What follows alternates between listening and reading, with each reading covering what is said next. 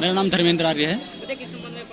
ये प्रदर्शन किया जा रहा है जवाहरलाल नेहरू यूनिवर्सिटी के अंदर 9 फरवरी 2016 को जो देश विरोधी नारे या देश विरोधी जो हरकतें की गई थी, जो सम्मेलन किया गया था वहाँ की यूनिवर्सिटी के छात्रों के द्वारा, वो उसके विरोध में जो कार्रवाई चल रही है उससे हम सब संतुष्ट नहीं हैं। क्योंकि देश में जब इतनी बड़ी यूनिवर्सिटी जो कि राजधानी के अंदर हो और वहाँ से जो भी प्रसारण किया जा रहा है छात्रों के मन में, जैसे जादवपुर यूनिवर्सिटी के अंदर एकदम से प्रतिक्रिया आई 3 दिन बाद ही कि वहाँ कश्मीर अलग करो, यहाँ मणिपुर अलग करो। तो देश की अखंडता के बारे में अगर कोई भी ऐसा वक्तव्य आता है तो हमारी मांग यही है कि उस पर तुरंत कार्रवाई होकर उनके खिलाफ कार्रवाई की जाए, जिससे हमारे जो छात्र हैं वो कम से कम इन ऐसे अखंडता देश के मामलों में वो देशद्रोह से बच सकें। क्योंकि इस समय देश एक विकास के पथ पर है और देश में जो सरकार अपने काम कर रही हैं और देश में नक्सलवाद, माओवाद, बोडोवाद जैसी समस्याएं पहले से चल रही हैं। बाहर से विदेशी लोग आकर वैसे ही आतंकवाद में लिप्त हैं।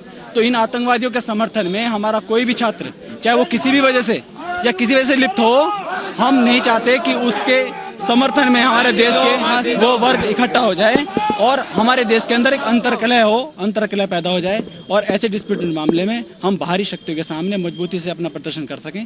इसलिए राष्ट्रीय आर्य क्षत्रिय सभा ये ज्ञापन देती है प्रधानमंत्री जी के नाम कि ऐसे व्यक्ति जो बलात्कार और देशद्रोह या आतंकवाद या कैसी भी समाज के अंदर जो हमारे देश के प्रति जो एक विद्रोह या अंतरकलह पैदा करने की कोशिश की जा रही है, उसमें तुरंत कार्रवाई करके उन्हें सजा दिलाएं और अगर वो निर्दोष हैं तो उनको मुक्त किया जाए। लेकिन जैसा कि 1965 में माननीय जवाहरलाल नेहरू जी ने ही ये एक 16वें संशोधन में कहा था कि देश की अखंडता के बारे में कोई भी भाषा की स्वतंत्रता की अभिव्यक्ति नहीं चलेगी।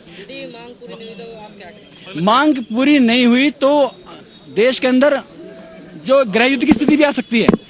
अगर ऐसे मामलों में जो जनसंख्या, जैसे कि आपने देखा केजरीवाल सरकार, आपने देखा जदयू सरकार, आपने देखा सीताराम येचुरी जी, जो इनके समर्थन में आकर खड़े हो गए, अगर वे इस तरह से देश में बंटवारा कर आतंकवाद के समर्थन में खड़े हो जाएंगे और कुछ लोग इनके विरोध में खड़े हो जाएंगे तो देश में वैसे अंतरकलह हो जाएगी। तो न्यायपालिका या सरकार की क्या भूमिका रह जाएगी? पुलिस प्रशासन।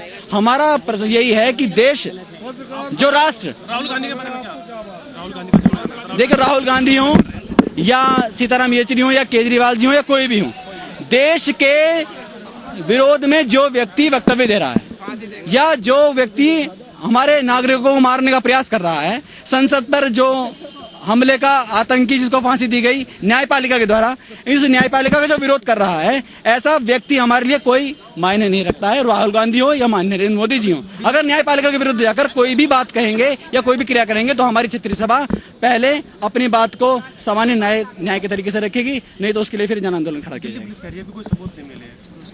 बस्सी जी का जो कहना है 3 दिन से कन्हैया कुमार की बातों से जो वक्तव्य आया है और सबूत तो पूरा मीडिया आपको दिखा रहा है, आप खुद दिखा रहे हैं कि कौन कौन भाषण दे रहा है। उसके बाद चलो अगर उसको छोड़ दे तो जादवपुर यूनिवर्सिटी में आपने देखा कैसे प्रतिक्रिया आ रही है। सीधे सीधे वो बोल रहे हैं कि कश्मीर मांगे आजादी, वो मांगे आजादी, अफजल गुरु हम तुम्हारे साथ हैं, हम साथ हैं। अगर वो अफजल गुरु के साथ हैं तो जो उनके खिलाफ हैं वो उनके विरुद्ध हैं। तो भारत सरकार ने जो कुछ किया, न्यायपालिका ने जो कुछ किया, ये देश के जो नागरिक हैं इन्होंने जो कुछ किया है इस आतंकवाद से लड़ने के लिए, उसके वो खिलाफ हैं। तो इसका मतलब है कि अब हम आतंकवाद के खिलाफ लड़ने का प्रयास कर रहे हैं। उस वीडियो की डबिंग बताई जा रही है कि वो वीडियो रियल नहीं है, इसके बारे में क्या कहोगे? वीडियो की डबिंग बताई जा रही है कि आवाज दूसरी। देखिए, चलो वो वीडियो डबिंग है, ठीक है, वो वीडियो भी डबिंग है जो जादवपुर में की जा रही है। तो कन्हैया कुमार का जो स्टेटमेंट है वो भी डबिंग हो जाएगा। तो अगर हम डबिंग के पीछे ही पड़े रहेंगे तो वास्तव में जो आतंकवाद है वो हमसे बहुत दूर चला जाएगा और आतंकवादी अपने मंसूबे में सफल हो जाएंगे। छात्रों को जो पाठ्यक्रम पढ़ाया जा रहा है, जैसे कि अभी मैं जो आपके मीडिया में ही आबादेव हबीब जी जो ये कह रही थी कि अभी कश्मीर एक डिस्प्यूटेड मामला है। अगर हमारे देश की एक प्रसिद्ध जो यूनिवर्सिटी है जवाहरलाल नेहरू, उसका एक प्रोफेसर ये कह रहा है कि जो कश्मीर एक डिस्प्यूटेड प्लेस है तो पूरी दुनिया को मानने में फिर क्या दिक्कत रह जाएगी? वो मान ही जाएंगे। जब देश का नागरिक कह रहा है कि हमने छोड़ दिया तो इसका मतलब है कि उनको भी अभी अपनी शिक्षा पता नहीं है, कानून का पता नहीं है, संविधान में क्या लिखा उन्हें पता नहीं है। उन्हें नहीं पता है तो ऐसे व्यक्तियों को तुरंत निष्कासित किया जाना चाहिए, नहीं तो यूनिवर्सिटी को बंद कर देना चाहिए, नहीं तो छात्रों को हमारे फिर बलगराया जाएगा और देश के लिए बहुत ही खतरे की बात होगी।